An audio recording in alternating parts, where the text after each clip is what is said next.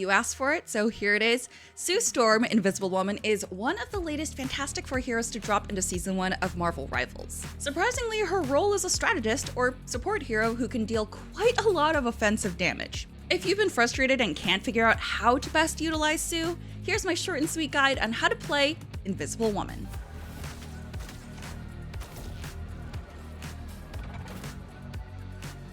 Sue Storm has 275 base health, which is 25 points higher than what Cloak and Dagger has, but they have the same exact speed of 6 meters per second. Sue's main fire mode is Orb Projection. Orb Projection launches force field projectiles that heal teammates but damage enemies. There is also pass-through, so just remember that. The orbs will travel at their full range of 30 meters, then double back, so the orbs have the potential to do double damage if the hit targets line up just right. Sue can shoot 10 orbs before she has to reload, and each orb does 20 damage to enemies and 40 points of healing to teammates. I was actually a little bit surprised to see that Sue's orbs don't track targets.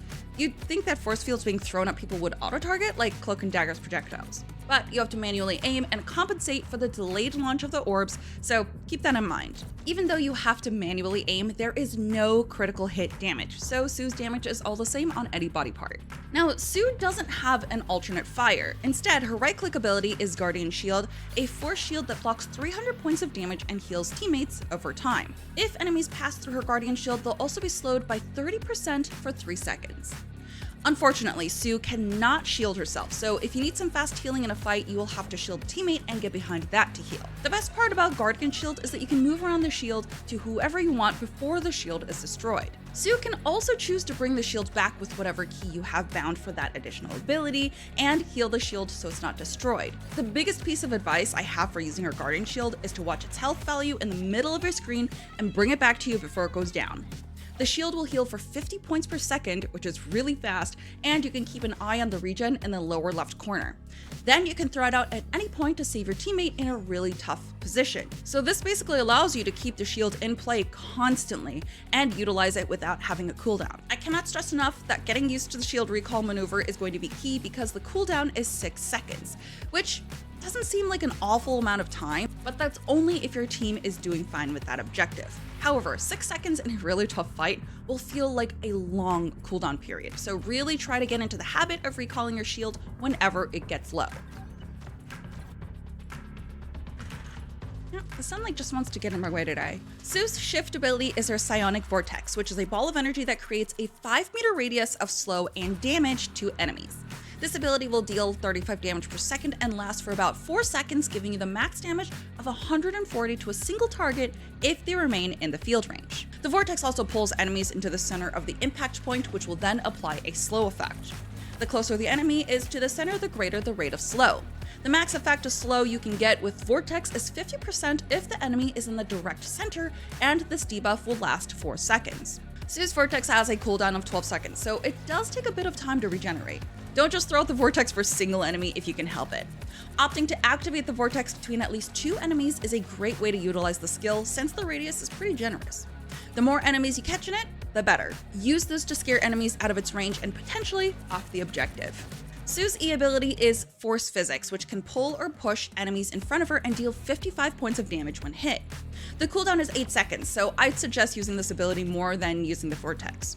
When you hit your Force Physics button, you can choose left or right click to push or pull an enemy. This is an ability that is thrown out in a cylindrical tunnel, catching enemies directly in front of Sue. Her push range is up to 12 meters, while her pull range is only 7. In fighting for an objective, Force Physics is a great way to keep enemies off the point or push back any ulting enemies in front of you. I like to use this in tandem with my Vortex ability. Enemies tend to try and back out of my Vortex's range, so I use Force Physics to pull them back in. If you don't have Vortex due to the cooldown, I'd recommend comboing Sue's orbs for a few initiating shots, then a Force Physics push, and continued orbs barrage. Since the ability range is built like a tunnel, it's fairly easy to catch multiple enemies with the push or pull, and sometimes using the force push to get an enemy off the point is just what it takes to secure a win. Your main objective as Sue is going to be keeping people off the point and healing your teammates. Sue has the passive ability called Covert Advance of becoming invisible when she's not involved in any combat. This includes using her melee, taking damage, or using her healing abilities. Now, there's no confirmed number on how long it takes for Sue to enter her invisible form after not taking damage or fighting, but it seems to be around 8 to 9 seconds. If you're coming out of the spawn room, as soon as you leave, you should be able to get it. Sue's invisible state is kind of like Jeff's underwater swim ability since it lets her heal for 20 points per second. This is her one way of self-healing.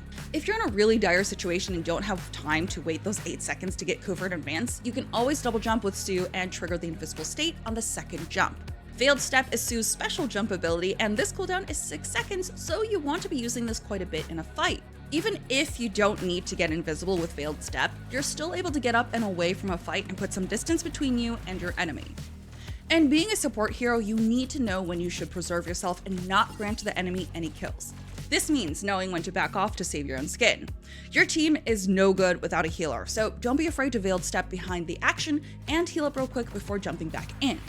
Usually, I'd step back to heal about 60 to 70%, then shield someone who needs immediate healing, and throw manual healing at others around them and step behind my Guardian shield to top my health off. This is a much faster way of getting back in the action instead of staying in the invisible state the whole time. Sue's ultimate is Invisible Boundary. She'll call down a force shield in a vertical cylindrical form, which will heal teammates for 165 points per second and slow enemies by 55%. Unfortunately, that slow effect is only 1 second long, but with the radius of 10 meters, it'll be enough to push enemies out of the area of effect, and it applies every time an enemy passes through the ultimate's boundaries. This ability is crucial to making big game-changing pushes for the objective. This ultimate lasts 8 seconds, so if you cast it forward onto the point you're going for, you can grant your team 1,320 points of healing. Essentially, you become impervious to any damage you take since you immediately heal it back. It's kind of like Luna Snow's ultimate, where you can kind of tank any damage you want, so it nullifies everyone's ultimate. Invisible Boundary can make or break securing the next checkpoint, but don't be afraid to use it when situations seem extremely dire for your team. Keeping everyone alive instead of regrouping after a full wipe is a better call.